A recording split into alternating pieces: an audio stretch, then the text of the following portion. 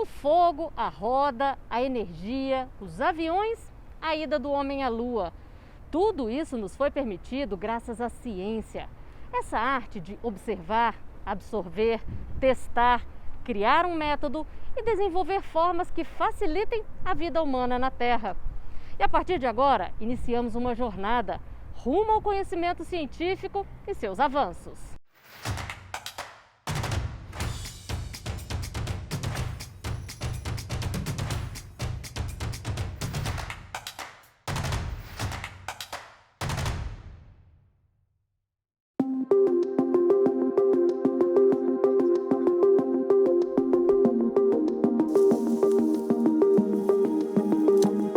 O homem começou a produzir alimento e foi isso que fez com que ele parasse de ser nômade. Ele descobriu que alguns alimentos ele podia plantar, alguns grãos que ele achou no ambiente, ele viu que ele podia plantar em um mesmo local e se fixar. Ele viu que se ele prendesse rebanhos de animais silvestres mesmos, ele conseguiria ficar mais localizado, próximo de fontes de água. Os antropólogos dizem que por conta do nosso polegar, nós conseguimos dominar o fogo. Dominando o fogo, a gente conseguiu cozinhar os alimentos. Cozinhando os alimentos, a digestão ficou mais rápida, sobrou tempo. Tempo para quê? Para produzir cultura. A partir disso, a gente começa a produzir cultura, né? E nessa cultura, né, são os hábitos adquiridos pelo homem como membro da sociedade, a gente vai colocar religião, a gente vai colocar leis, a gente vai também colocar conhecimento, que muito tempo depois, esse conhecimento veio ter critérios mais rigorosos, né? E muito tempo depois foi esse nosso conhecimento científico que nos faz avançar há 200, 300 anos. Sempre bom explicar a importância do conhecimento científico numa sociedade que hoje, cada vez mais, ele é mais importante, é o alicerce, né, da nossa sociedade. E a ciência social, ela é uma ciência voltada a entender o funcionamento da nossa sociedade, o funcionamento de outras sociedades. Então, assim, é extremamente necessário como reflexão e para a nossa própria transformação enquanto seres sociais. O ser humano é aquele que busca conhecer, ele tem dúvidas e quer resolver essas dúvidas, né? Então, quando a gente trabalha o conhecimento, o ser humano quer resolver dúvidas e trazer soluções, muitas vezes de ordem prática, também podem ser teóricas, mas de ordem prática para a sua vida e para a vida da sua comunidade. Por isso a importância da ciência. Porque a ciência no Brasil ainda é pouco entendida e muitas vezes mal ensinada nas escolas. A ciência, a palavra ciência, ela tem a ver, pela origem dela, com conhecimento. Então, quando a gente fala em ciência, nós estamos falando de conhecimento. E principalmente o conhecimento novo, aquele que a ciência descobre. E a ciência descobre esses conhecimentos a partir do quê? A partir da natureza, né? A partir do mundo. O conhecimento sobre como o mundo funciona, como as flores funcionam, como os peixes funcionam no mar e na água doce, né? Como as coisas funcionam. Então a ciência, ela busca o conhecimento a partir dos fenômenos naturais. Os exemplos que eu acho que eu vou trazer aqui por exemplo, da Florence Nightingale, que ela foi a primeira enfermeira, assim por dizer, para trazer esse mundo moderno da enfermagem, né? Era uma época que a gente não sabia que micróbios, vírus e bactérias causavam doenças, mas ela, com a observação que ela fazia nos hospitais que ela trabalhava na Inglaterra, o que pode parecer óbvio para a gente hoje, na época não era. Então, por exemplo, pacientes acometidos por algum tipo de doença eram tratados ao lado, de camas juntas, em ambientes iguais a pessoas que tinham só uma leve resfriado, alguma coisa não tão grave. E essas pessoas acabavam sendo acometidas pela essa doença também, porque era um ambiente compartilhado, cirurgias eram feitas com o mesmo bisturi, com os mesmos equipamentos. Então a Florence Nightingale, ela fez isso, ela usou da ciência, do método científico, para falar, olha, eu acho que é legal a gente separar essas pessoas, remover restos de materiais que tinham sido descartar os materiais que tinham sido utilizados nas cirurgias anteriores. O desenvolvimento científico, através de método, ele pode ser replicado. Então, o que diferencia a verdade da ciência do achismo, dos dogmas, das crenças, das ideologias? Nada contra a religião, nada contra as ideologias, cada um tem a sua. Mas é importante que a gente entenda qual a diferença.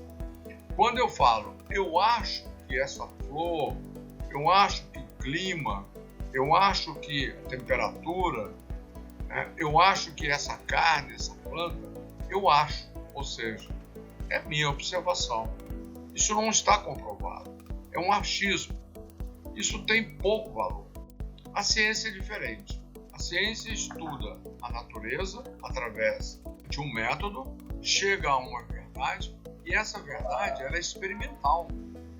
Ou ela foi desenvolvida através de um método clássico das humanidades, das ciências sociais. Ela é replicável. E ela é uma verdade até o momento que você descobre uma maior que ela.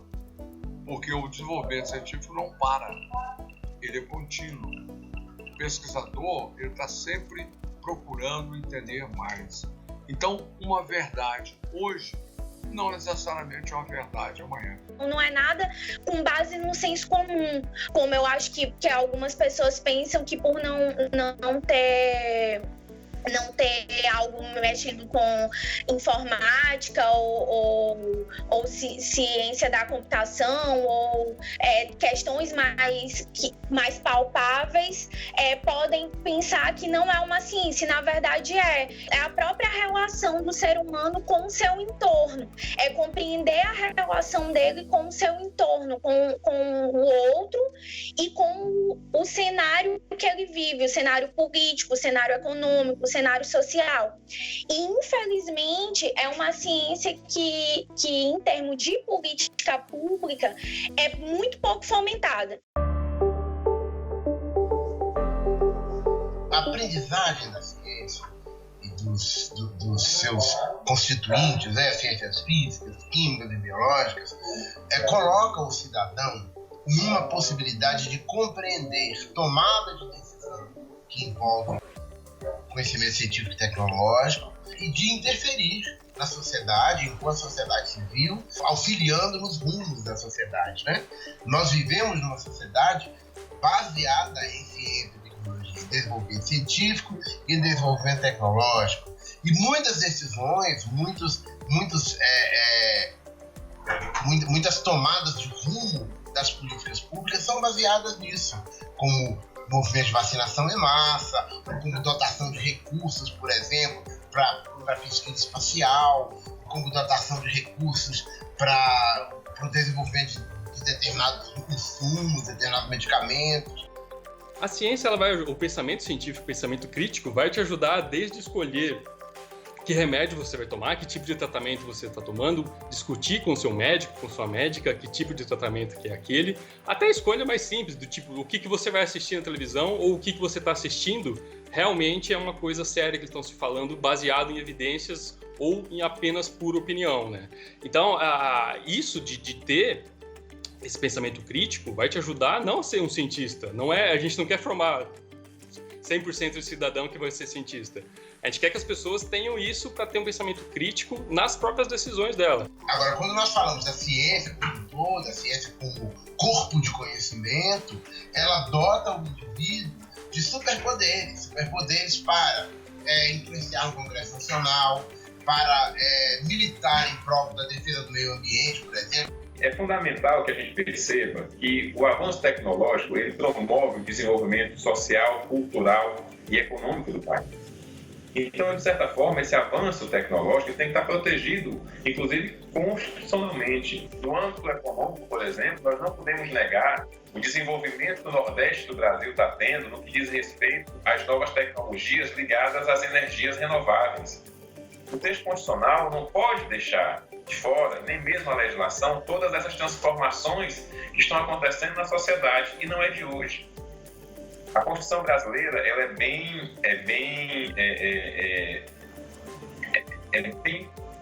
trabalha de forma muito adequada a tecnologia e a inovação.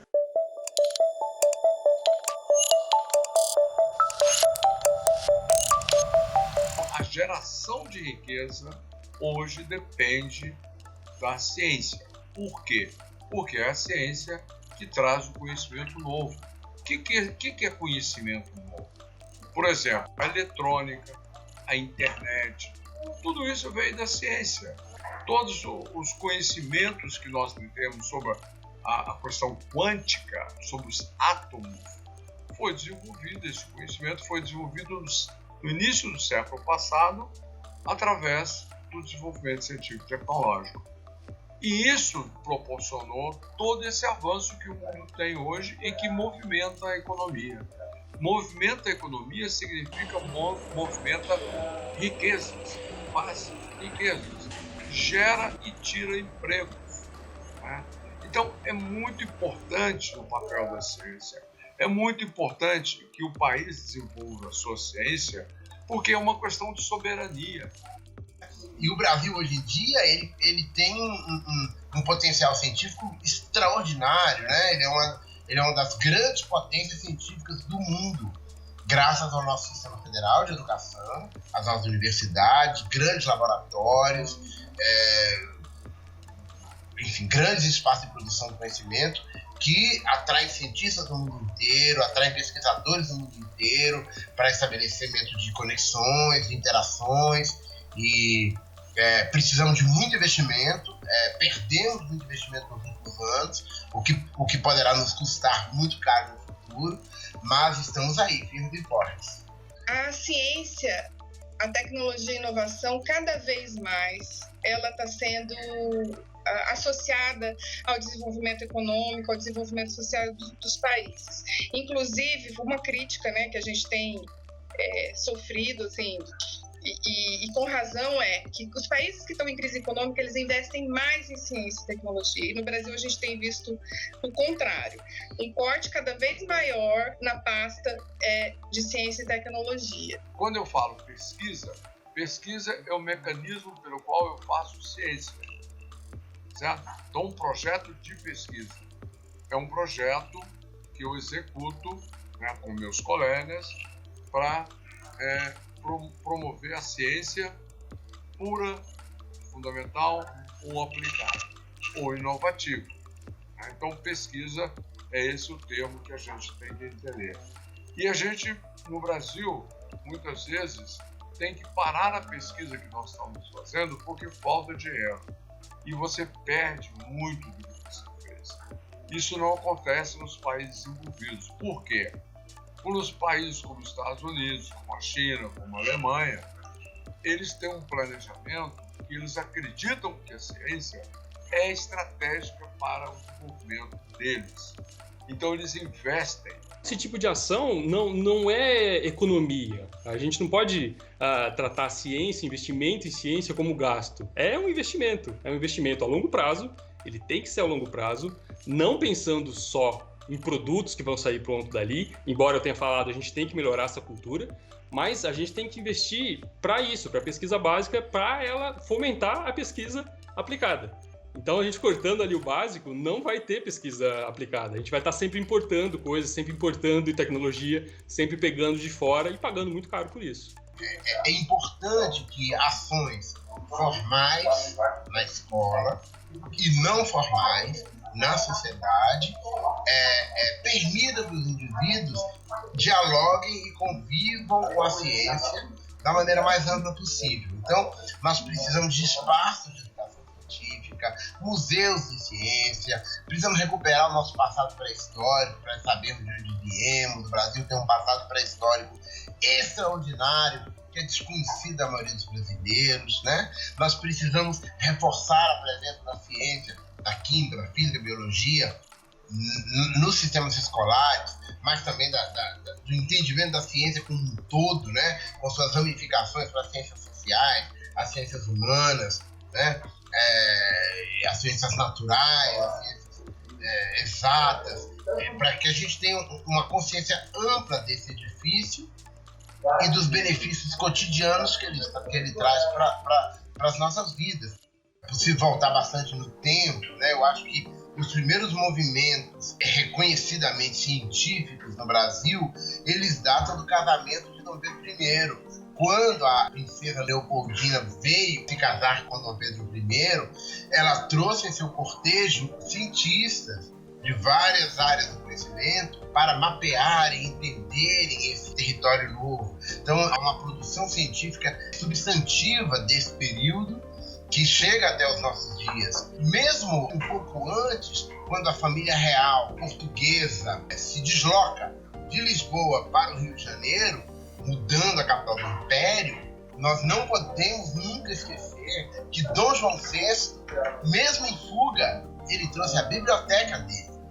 Né? Então, a Biblioteca Nacional do Rio de Janeiro é a antiga biblioteca do Imperador. Tem a Biblioteca Nacional do Rio de Janeiro e tem o Gabinete Português de Leitura. Tudo isso começou a nutrir uma ciência nacional que, a partir daí, foi se desenvolvendo. De Dom João VI, passei para Dom Pedro I, nós não podemos esquecer o papel importantíssimo do Imperador Dom Pedro II, tinha muito interesse em ciência, muito interesse em tecnologia. Uma das primeiras linhas de trem de ferro do mundo estava aqui, Petrópolis, Rio. Telefone, né? Assim que o telefone foi inventado, ele estava implantado entre a residência imperial em Petrópolis e a residência imperial no Rio, a iluminação pública, né? Os grandes cientistas do mundo que passavam em navegação paravam no Rio de Janeiro. O Rio de Janeiro era uma das esquinas do mundo. Darwin, por exemplo, ele parou no Rio de Janeiro. A ciência no Brasil é bastante recente, né?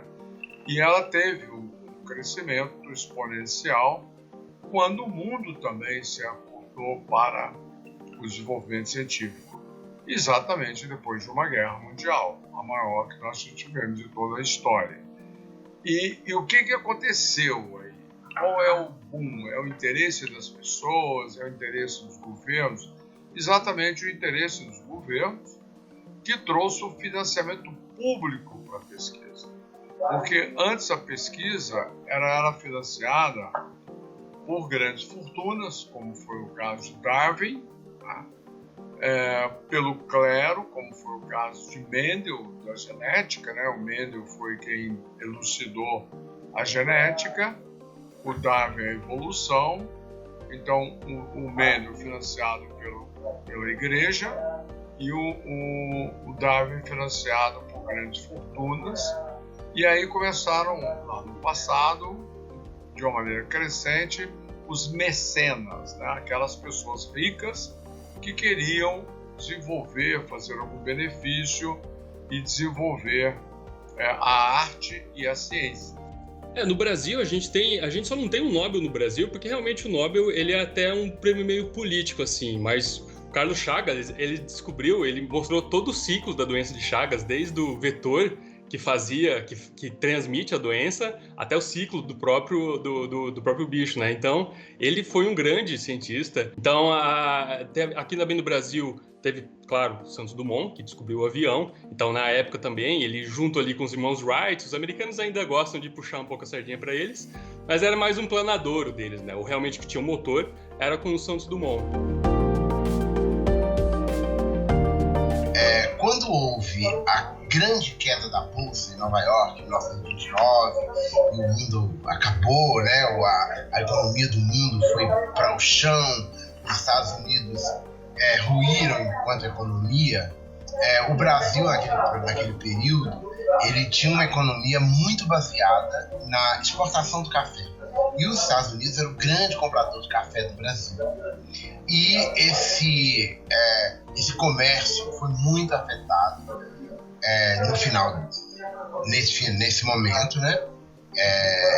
E o Brasil teve, então, o governo brasileiro, chefiado, então, por Getúlio Vargas, tomou a decisão de avançar na industrialização do país, para que o nosso desenvolvimento tivesse outros patamares que não aquele baseado numa economia agrícola, numa economia rural, produtora e exportadora de café.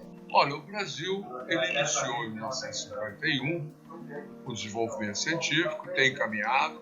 Nós temos hoje entre as 10 melhores comunidades de ciência do mundo estão no Brasil.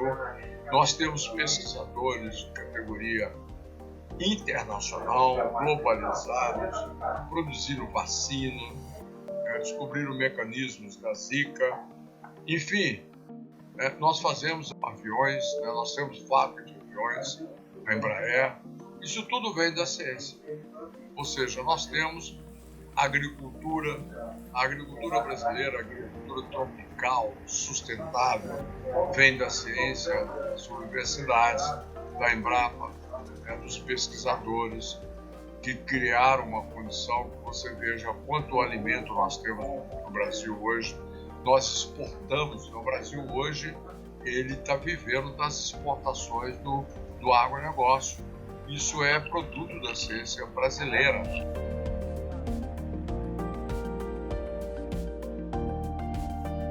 O Brasil, da década de 70 até agora, passados aí 47 anos aproximadamente, desde a criação da Embrapa, o Brasil saiu de uma total dependência e insegurança alimentar para ser o principal provedor de alimentos para o mundo. Então, nós demos uma guinada que com investimento em ciência, trouxe o Brasil num patamar de total insegurança e dependência da importação de alimentos para um país que hoje pode fornecer alimento para o mundo inteiro. Hoje só se avança em frentes tecnologicamente demandantes quem tem suporte científico, seja através de parcerias, seja através do seu próprio investimento. Estou me referindo a empresas que investem em pesquisa científica. No caso da Embrapa, é um investimento do Estado para a sociedade brasileira.